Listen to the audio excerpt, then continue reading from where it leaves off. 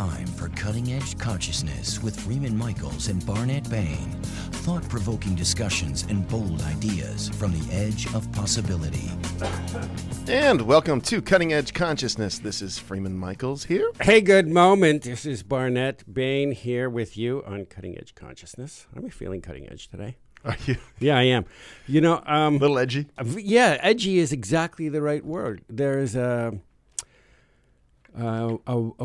an ebb and a flow and a warp and a weave and a waxing and a waning of certain kinds of energies, if you're attuned to those sort of things. And if you're not attuned to those things, then they're attuned to you. So they're no less. There's something in the air. Yes, there is something very, very. It's challenging a little bit, and it's easier to see it in the world. There are all kinds of old, entrenched behaviors and patterns and styles of responding to the world that have come up, and we see it, of course, most dramatically in the Middle East. But I was listening to the BBC this morning on the way into the studio, and you really get a much more macro experience of the planet when listening to the BBC than we do on our, I'm not going to point any fingers to the management upstairs, but Here on our station. It's like all over the planet, somebody is shooting at somebody. Yeah. We were shooting at each other this morning. Well, that's my point. So we get on the phone. We're driving in. You and I are on the phone, and we're shooting at each other. Oh, man. Because the energy is the energy. These are archetypal comings and goings, cadences. And we look out in the world and we think, oh, tisk, tisk. I mean, that's really terrible. I liked our little battle this morning. I'll tell you what I liked about it. Yeah. What'd you love about it? You didn't say love. You said liked. What'd you like? Well, I didn't like you very much, but I love you. So then we just stayed through it. What I liked about it is that it, at no time did I get catastrophic. At no time did I feel like, I didn't want to divorce you at any moment in time. Nice. I did want to divorce you. I just wasn't going to say, I want to divorce you. Well, I don't want to ever talk to you again. But I happen to know that you had your wife on the other line and she wanted to divorce you. So you were running that stuff. No, but that's she doesn't, which is so miraculous. Yeah. So look, here's the craziest thing. There are these threads. Yeah. That are kind of, they represent an emotional theme, yes. A kind of script, if you will, an emotional kind of script. Character style. But more even a script for me. I mean, the way I'm going to describe this is it's a script and it loosely held, thematic script. Yeah. And when I get triggered, I go on it, or I can go on it. Not that loosely held. Well, by any of us, this is not just you. We all hold them quite tightly. You're right, and let me just say when I mean loosely held, it's the idea that there are variables within the script, but it's the same story, right? And I organize. You mean you can cast characters differently? Different but basically characters. They all get the same lines. Same basic themes. Exactly. Yeah. We're going to do an improv now, but don't change everything you want, but don't change this. That's right, exactly. Be misunderstood, unappreciated. There you go. So those are the themes, and they run, but I don't take them so seriously. Yeah. And then and in the middle of the whole thing, I know I have choice. Yeah. Well, that's the big game. It's a to huge step back game. far enough to see, wow, I only have 5 cards. I'm playing Go Fish. I always play with the same 5 That's cards. right. Whether there are more cards or not is irrelevant. I only have 5 cards, and I'm playing one now. So maybe I won't throw down that card. And maybe then I have a choice, and then something new can emerge. Then it's just not back and forth. So can I say something about the macro? Yeah. On the macro level, it's like, oh, who's today's villain? I think about this in American, our paranoia thread of who's the bad guy now, who's the terrorist Gotta today. have somebody. Right. So our best friend one day is Noriega. The next day he's the arch enemy, and the day after that he's our best friend again. Because it just doesn't matter. You're not casting that role today. It's someone else is going to be playing our arch enemy, and so we'll be bombing. How's his golf game these days? I don't Isn't he know. like down the road at a There's lots of good divots facility down the hill? in the golf course there in Panama, because we bombed the heck out of it. All right, listen, let's get our guest on, because I'm sure he's going to have tons to say about whatever Intro him. crazy. Oh, shoot.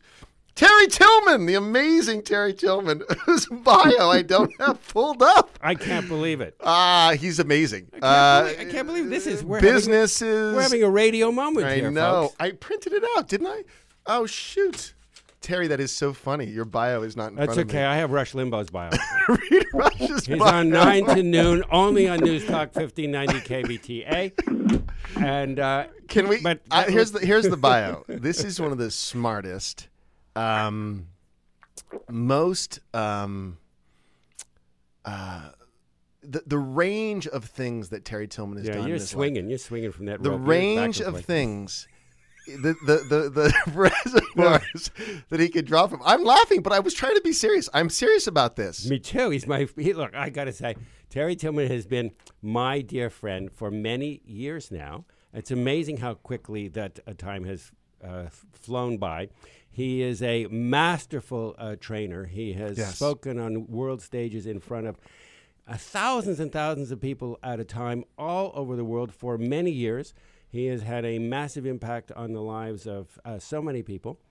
And going from macro to micro, a massive impact on my life as well. A very dear friend, an author. He is a explorer and a scout. This is a guy who has been cutting personal trails for himself, and others have been finding their way to more power and enlightenment and love by following trails that Terry has scouted. Welcome to this show. Well, thank you, Barnet and Freeman. Yeah, I listen to these introductions, and I often think, "What are you talking about?" We don't know. I'm just out here doing my life. That's what we want you to come on and clean up. We didn't know what the heck we were talking about. You know, let me go ahead. Go ahead. Yeah. I was just going to boil it down and kind of set this up. So I think what Barnet and I are talking about is. There are these thematic stories, both inside of us and obviously reflected out in the outer world that we see. And there's a level of ownership in a very moment-to-moment way of what energies are running in us that are being reflected back, and the ability to navigate the internal story making and not go running down paths of storylines that we don't want to pursue. Right. And then also being able to reorganize what we're seeing in the world so we can respond in a constructive way versus simply matching energy and jumping on the crazy train. Yeah, why not? When you guys are talking, I mean, I'm now an elder. It's hard to believe. I'm still wondering what I'll do when I'll grow up. But there was a song, the Kingston Trio in the 60s sold more albums than the Beatles. They were huge. And they had a song called The Merry Minuet. And it was, let's see if I remember any of it. They're rioting in Africa. They're starving in Spain. There's hurricanes in Florida. And Texas needs rain. It goes on like this, talking about the world's woes. Boy, everything's changed now, huh? We don't have any of that. Yeah, it's all different now. We've moved the furniture around, but it is officially the same house. It's the same. You could pull that song up and think it's contemporary. Yeah. And you know, the thing, I mean, it's what you were referring to. It's, the world really is all inside. Yes. If I don't like what I'm noticing out there, I don't change it out there. I got to change it in here. Well, we are becoming much more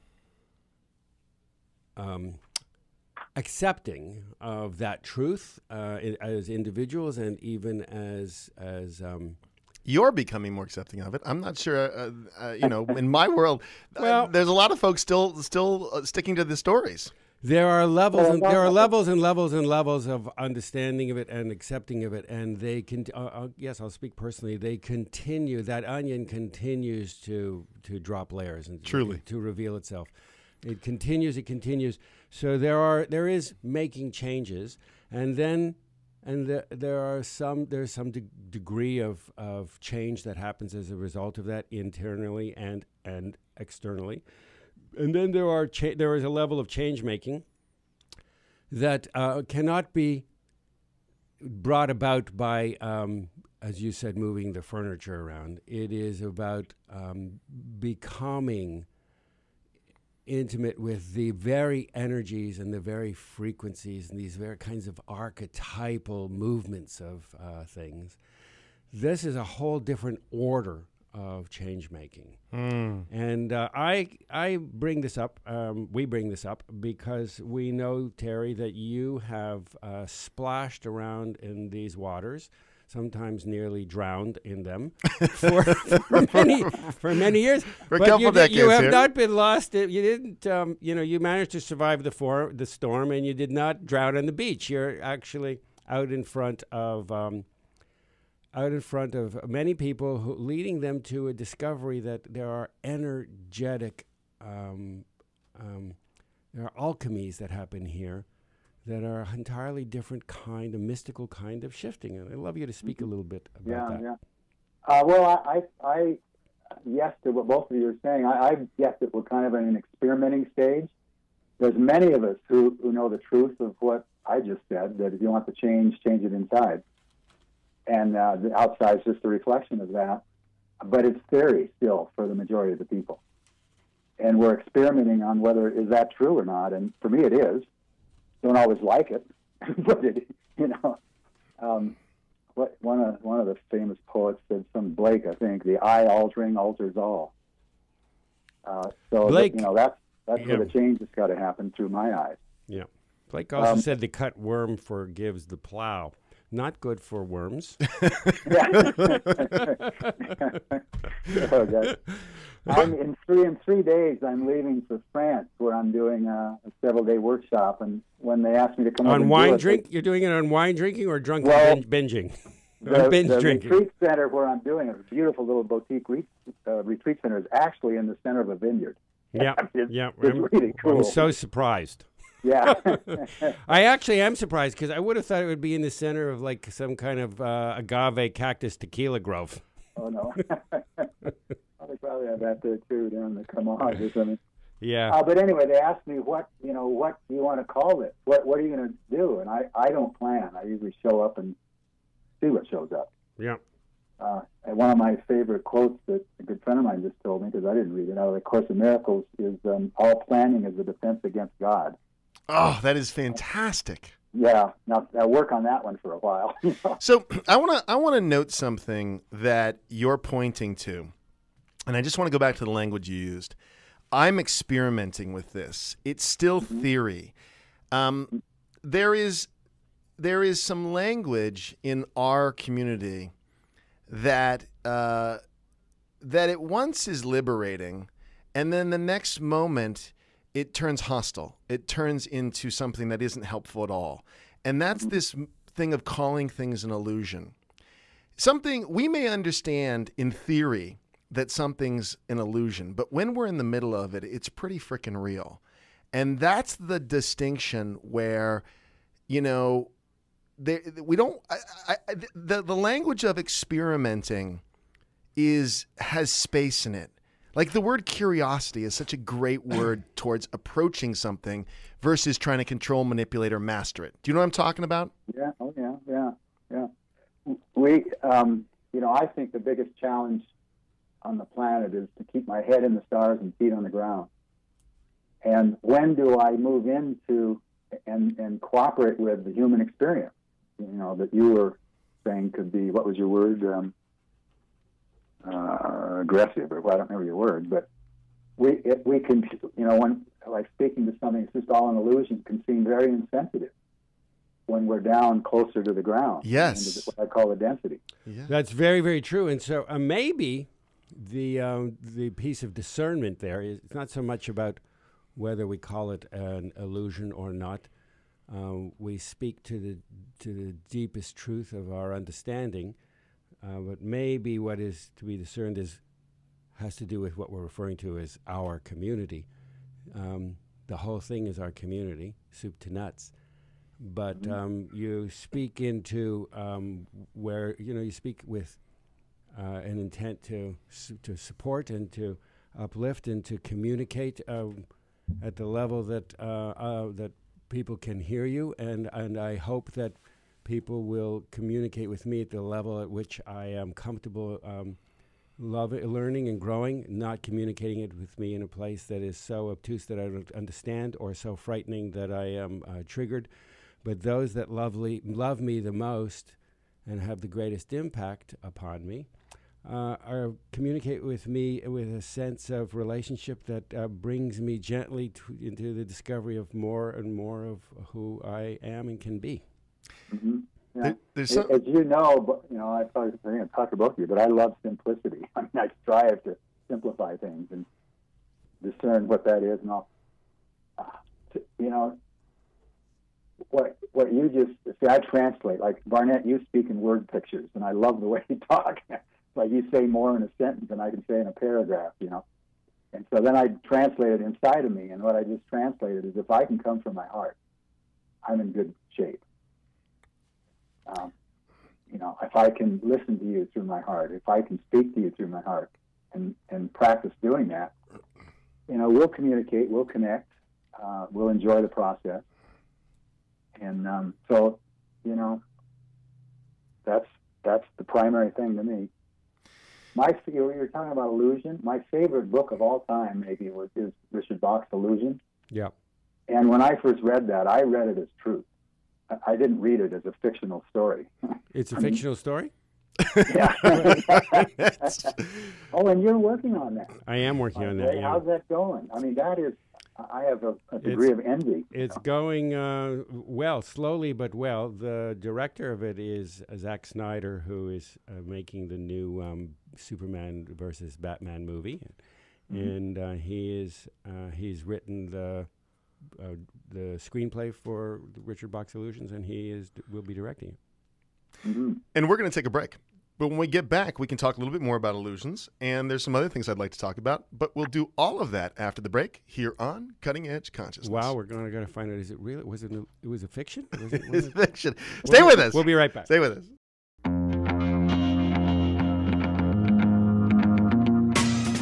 Welcome back to Cutting Edge Consciousness, thought-provoking discussions and bold ideas from the edge of possibility. Hey, welcome back to Cutting Edge Consciousness. This is Barnett. I'm here with Freeman and Terry Tillman, our dear friend Terry Tillman. Before we go forward any further, I just want to shout out to Raquel Gomez, who's getting married. It's got to get of out Oxnard, who's getting married. She looks great in her bridal dress.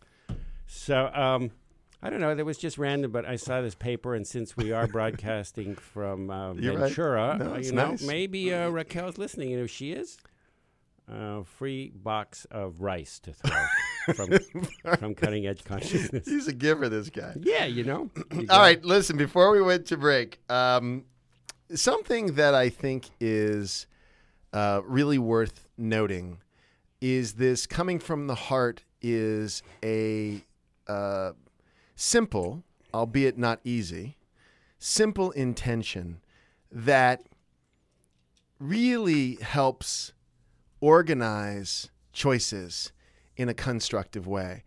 And where I went back to the whole idea of curious is expansive, whereas wanting to know or control or master even can get very, very tight.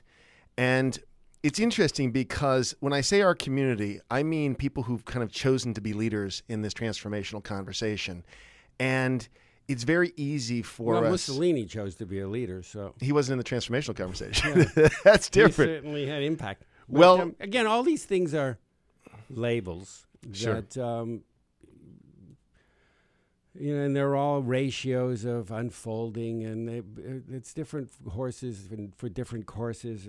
But I like where you're going with this heart conversation. I mean, the question it begs for me is, what are we referring to? And again, it's also ratios of unfolding. What are we referring to when we talk about heart? For many, we talk about heart, and they get all their voice gets very fluffy. And they get very fuzzy and sentimental. And that is heart for some. And for some, it's a Disney, it's like The Princess Bride. And for others, there is a courage and a fortitude to heart. And to, when you listen to the Dalai Lama, who comes from heart, and yet there is a ferocity to his ability It's a great distinction. to hold a space. It's a great distinction. For inside of a country where he is living in exile. So there's nothing fluffy about it. Yeah. Compassion and heart. So there's lots of moving parts to this. Well, there are, but you know, the most people, and it's not one of those things that the head can understand completely, but we try to describe it, and then we touch on an experience we both relate to and say, yeah, that's it. You know, like you mentioned the Dalai Lama, and we say, yeah, that's it. You know, I get that. But describe it in, you know, completely with the words, I don't know how to do it. What I found out is I don't have to know how to do it real well. Yeah. And I don't most of the time.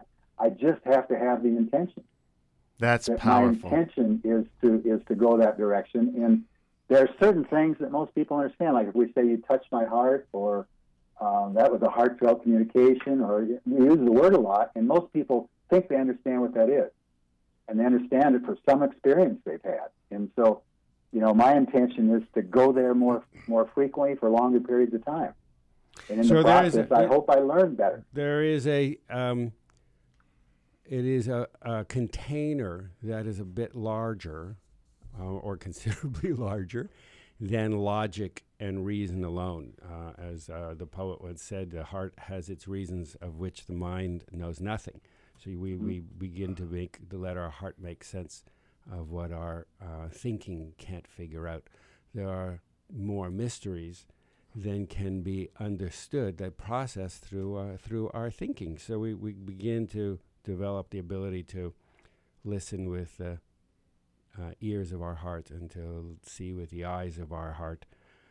It means different things to different people. But when we come from, it's universal. You know, If I did a seminar in you were talking about Israel earlier. Mm-hmm.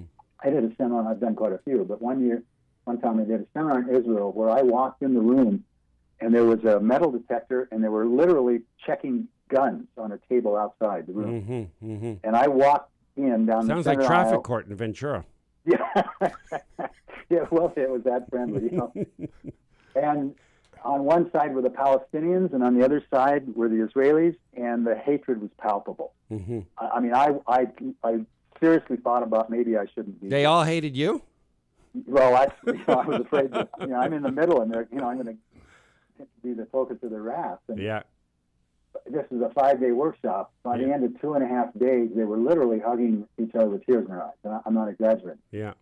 I mean, I could go on and on with stories like that all around the world. You know, I worked in Russia during the fall of communism, and they were supposedly the evil empire. And I had 5 Russian generals in the first seminar I did. Same experience. Mm-hmm. So the heart, whatever that is, mm-hmm. whatever that container that's bigger, you know, mm-hmm. you described, is universal. Mm-hmm.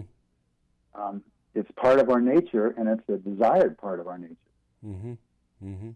So, you know, that's encouraging to me. That's very encouraging.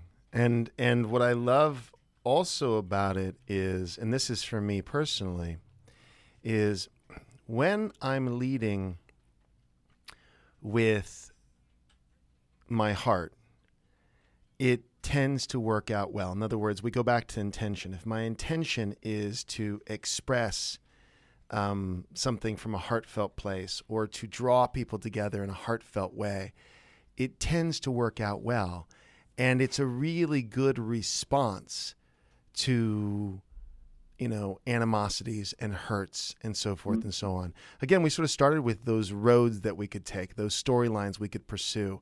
And the idea is, if we can keep coming back to, well, what does my heart want? Or what would be a heartfelt expression here, as opposed to a head trip or wanting to be right or something of that nature. It's an organizing, again, it's about organizing, you know, towards something that's going to be more generous, more generative, more constructive. Yeah, for sure. I've often found that it's uncomfortable. I mean, it requires a certain level of exposure and vulnerability and risk. And risking what? You know, disapproval or condemnation or attack, or, you know, I mean, it feels like that way to me because I've got to take complete responsibility and come from that place, and it's vulnerable. But that's often how I know which direction to go, is I go toward that instead of away from it, if I make a good choice. Well, it leaves the ego exposed. It sort of leaves the ego standing there like the emperor's new clothes. Yeah. Sort of. And the ego wants control, and this is out of control. Yeah. The ego thinks it is. Yeah, yeah. But control is just an illusion, you know. We really don't have that control. Well, this is what you were speaking to earlier, Freeman. You know, you get inside these stories that are tucked squarely inside of logic, reason, and control. And no matter where you look, those stories at that point become self-reinforcing.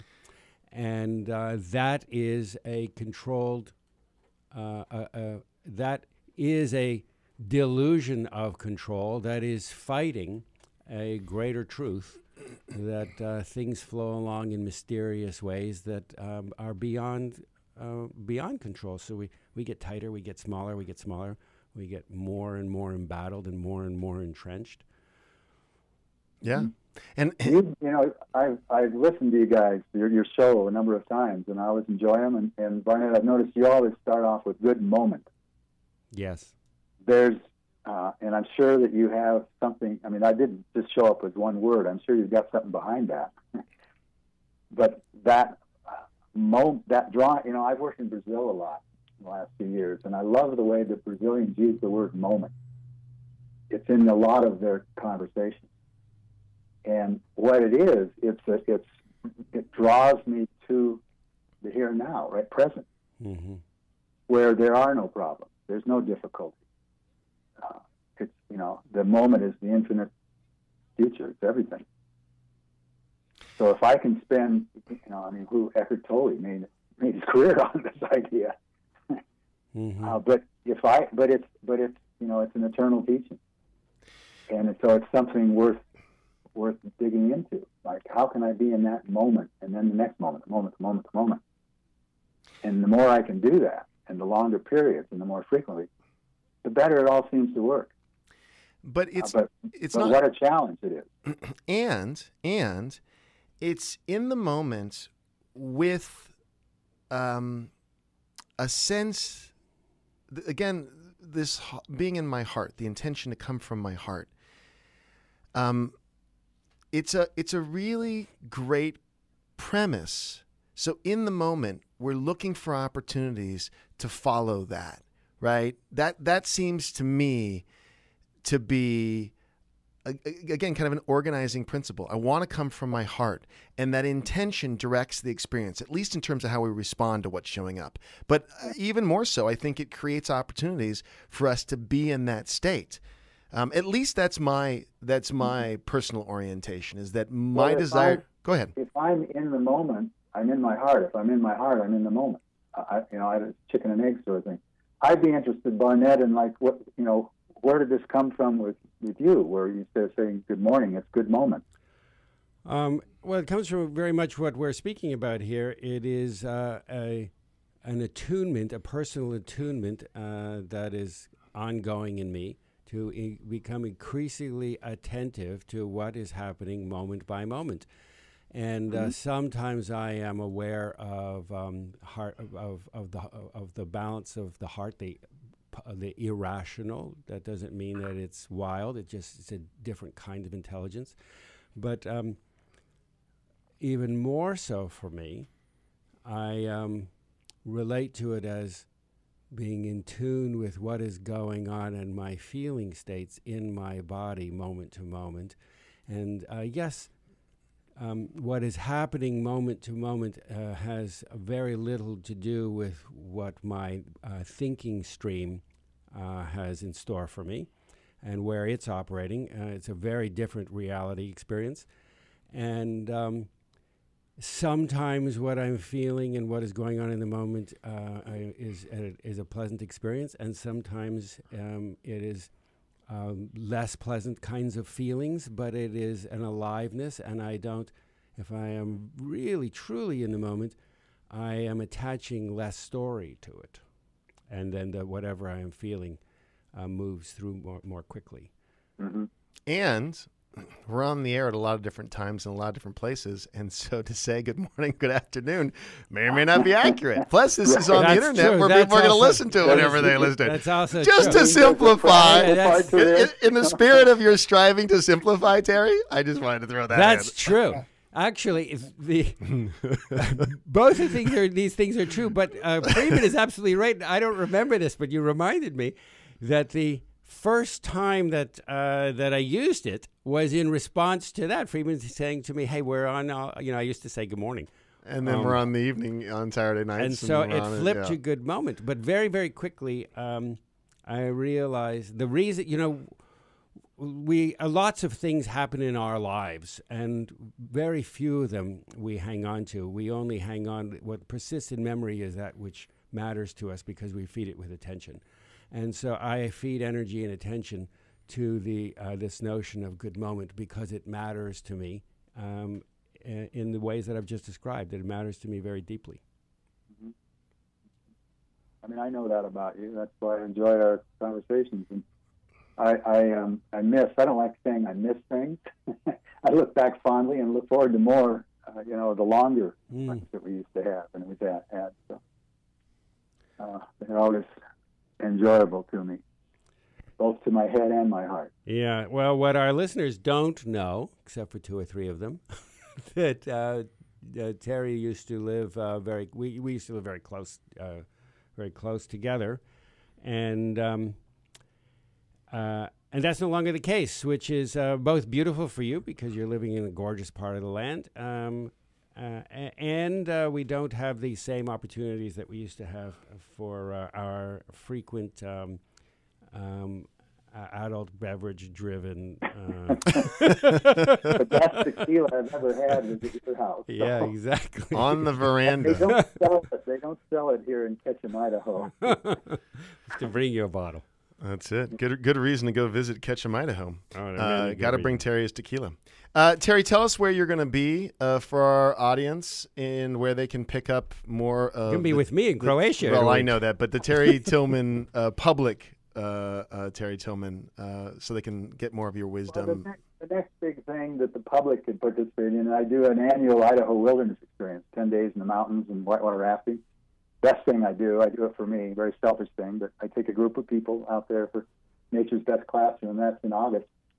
In 3 days, I'll be leaving for France, near Aix-en-Provence, where I'm doing a workshop and a talk titled Me to We, which is part of the theme we were skating around the edge of. And what else? That's the near future. Croatia. So what is the website, Terry, that we can send folks to? 227company.com. 227company. Your numbers, 227 company. My company is 227's company, but you can't put a slash in the URL. I love it. So it's 227company.com. Too complicated, simple guy. So anybody wants to get in touch with Terry Tillman, you can reach him always through the Cutting Edge Consciousness website, where information about Terry and for Terry is posted. And it was really great having you with us today, this evening, tomorrow, yesterday. For whoever's listening, whenever they're listening. We are on time bound. The moment you find this there, it's real. Great to have you with us this moment, Terry. Yeah, thank you. My pleasure. We'll do more somewhere along the way. We certainly will. I love it. We are going to say goodbye to Terry. We're going to take a break for a few words from our supporters here, and then we're going to come back and we're going to talk trash about Terry behind his back. So we'll be right back. Thanks.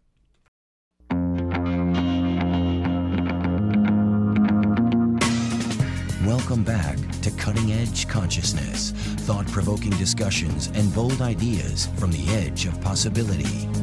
And welcome back to Cutting Edge Consciousness. Freeman Michaels here with Barnet Bain.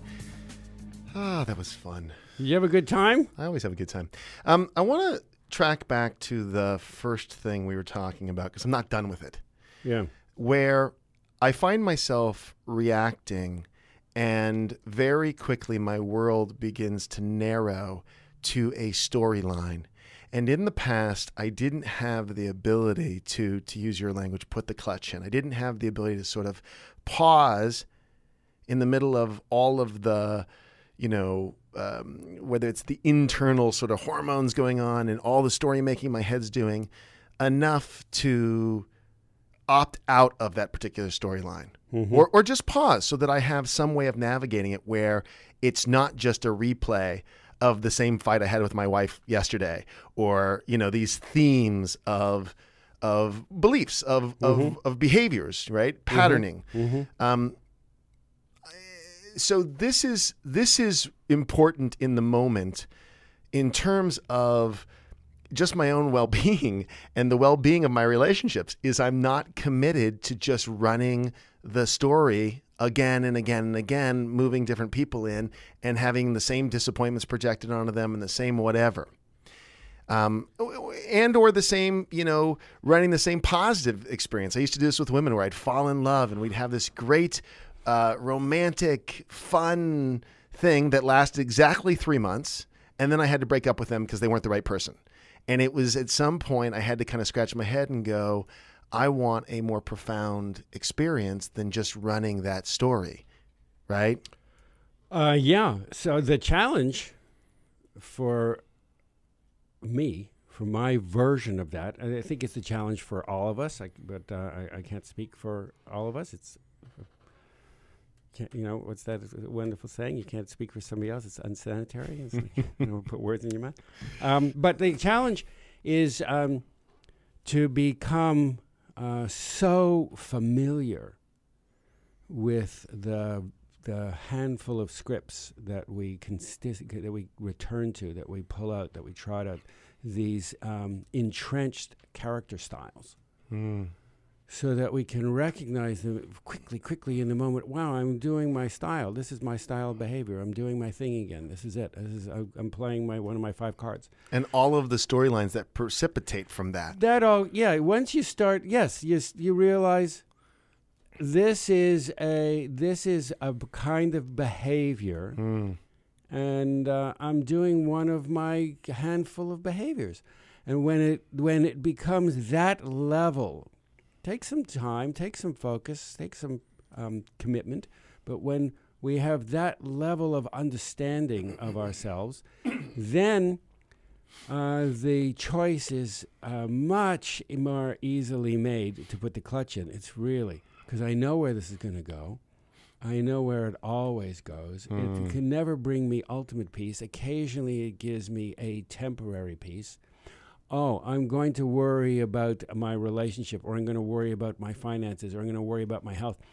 And now I'm going to take action, and now, phew, I'm not worried about it. Right. And then 2 days later, I am worried about it. I'm not worried about it. It's Punch and Judy. It is Punch and Judy. But we begin to recognize not the head side of the coin or the tail side of the coin. We begin to suddenly become familiar with the coin. Yeah. And now I have the ability to choose. If I don't play that coin, maybe there is something else. Or maybe I can pause in the uncertainty of not playing any known coin and waiting to receive from the more of me, from the more of everything. I love that. A new insight, an elevated state. Suddenly, my very, very conditioned imagination, my playbook, suddenly goes from finite to infinite. So I'm less identified with my beliefs and less committed to the scripts and the storylines that flow from those beliefs. And in that moment, something new can get in because it isn't so tightly wound around these familiar threads, and something magical can occur. And the more of me is in play. It's interesting. That's the big game. It's the big game. Because for so long I railed against specifically the stuff that I feel like I inherited, right? The threads of the voice of my father, or the warnings of my mother, or whatever, that then my world is conforming to that. And I didn't want to be bound by that. I didn't want their life. I wanted my own life. But I didn't know how to, as you say, put the clutch in. I was in some very real way, conditioned, indoctrinated into those beliefs. And then, heck, that's what was showing up for me. And I was trying to navigate almost against them, right? I was trying to push against them in a particular way versus just not neither pushing against them or going with them. Being able to just know, oh, right, that's one of my 5 menu items that I default to when I'm not really grounded, centered, in the moment, clear, whatever the language is for having the ability to pause that stuff. And now we are not in the we're not in an old sort of entrenched relationship with something where we have a sense of the behavior and we deny it or we try and react to it, which is simply flipping the coin. That's flipping the coin. We're still playing the same behavior. It's like I love my mother, or I have problems with my mother, so now, and now I don't speak to her. I don't do it. So that is not resolving anything. That is simply a reaction to it, as an entirely different response to it.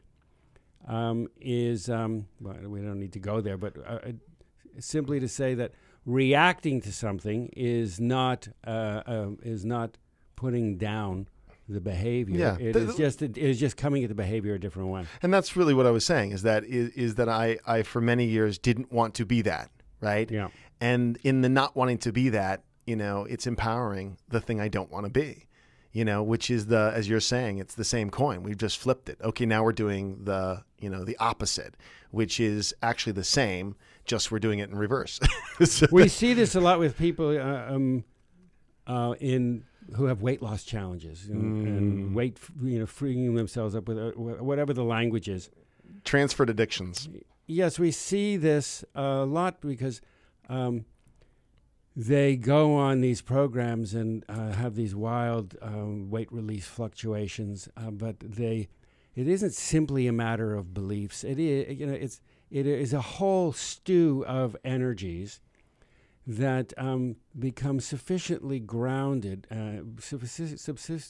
sufficiently integrated, so that one's image changes. The way, not simply your beliefs and your thoughts and your decisions and your choices, that is all contributive, but the fundamental image of oneself has to change, which means that your energy is fundamentally changed, and then something new happens. But that very often they're playing the same sort of behavioral cards. So I'm going to just diet, work out, and the changes are short-lived. Yeah. Well, I call it feeding the beast. It's just a reaction to something that we've determined is bad, and we haven't made peace with it to the point where we're less identified with it. We're just identified with it in resistance versus identified with it. So now let's pull back from the weight release example, and we have the same kinds of relationships with all of the short list of behaviors that we continually default to. Yep. When we see them as clearly as that, as the weight release example, then we're less identified with acting in accordance with it or reacting in accordance with it. We can then pop the whole deal into neutral. So it's really about having space, and again, less identified with my beliefs and more open to something new coming in.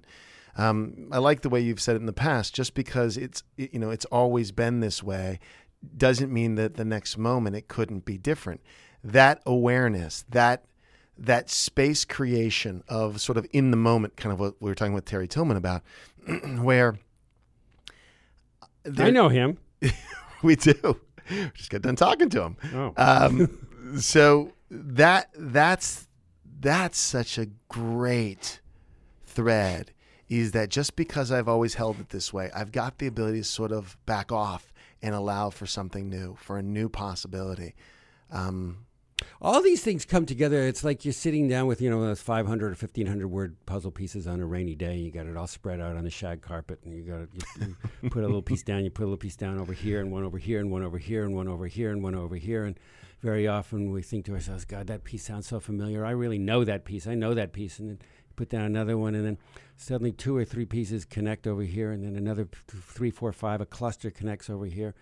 And in time and in space, and this is why, you know, we make these decisions about what mastery is or what mastery isn't. It takes a level of commitment and focus and mastery. We don't want to abandon the doings in favor of the beings, and we want to, or vice versa. It is a balance of the masculine energy and feminine energy, and it takes that commitment. And then suddenly there are these gestalts, and you know, we talk about the small deaths. There are also the small births.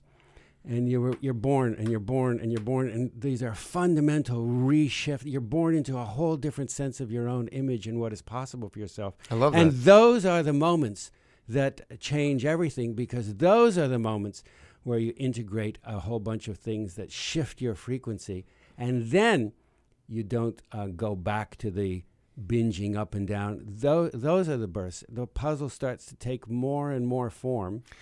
And it clicks into place. And yeah, we still may default to the behaviors. We just don't stay in them that long. We just go, oh yeah, that.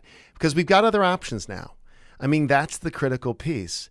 You don't give up your power to the mirror. That's right. The mirror always reflects what was, not what is. It does. The mirror is not reflecting light in the moment. It is reflecting. There is a time gap. So that's a really cool. You are way always of looking out at the past. So don't give up your power to you put together those pieces of puzzle. You hold who you are, and what comes up around you is a reflection of who you've been. It's not a reflection of who you are. That's a really, really brilliant distinction, Barnett. Thank you. Yeah. So in our last minute that we have.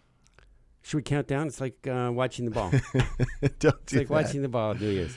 Don't do that. Don't count down. The pieces of the puzzle do come together. And there are these moments where we get to look at our lives and go, wow, I'm really not who I was. Even though all those threads of who I have been come along too, I'm less identified with that. I know that there's an emergent me. I want to love them, though. They come along. We're not getting rid of them. I mean, they're so part of their puzzle pieces. And now we understand them. We understand how they operated. We understand why they operated. We understand that they're operating over the short list of menus. Yep. And now I can have a compassion born of a personal understanding, because I have been there and I'm not so identified with it. But I can have a loving compassion for myself when I do, and for others when I see it. That's it. And that is actually what, going back to the conversation. If I could just do some of that stuff, my life would be great. Well, Terry Tillman said it so beautifully. If we can stay in our heart and stay in the moment, which is synonymous in some way, and respond more organically with this breadth of who we've been and an understanding of the complexity, and that's all okay. But we can actually stay, you like to say this, stay on my edge, stay ahead of, where it all comes along. But there is something that in the mystery, in the possibility that something new is going to unfold, that is powerful. And with that, we're going to say goodbye until we say hello again. But we invite you. Funny how that happens. To join us again here on. Sounds like a Beatles song. Cutting Edge Consciousness.